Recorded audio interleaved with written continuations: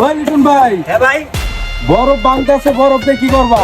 বরফ দিয়ে আজকে চকলেট ফুলকপি বানাবো। এই যে আমার মামারা আইসে চকলেট ফুলকপি খাইবো। আর কেমন লাগে দেখবো আজকে আমি চকলেট ফুলকপিটা খায়া। তো দেহ আমি বানাইতেছি চকলেট ফুলকপি, এই যে মেরুন একটা বরফ কুচি। তিনটা চকলেট ফুলকপি বানাবো। এই যে আইস নিয়ে দিলাম পরিমাণ মতো, এই যে চিনি দিয়ে দিলাম 3 চামচের একটু বেশি, এই যে কোকো পাউডার, চকলেট পাউডার, এই যে কফি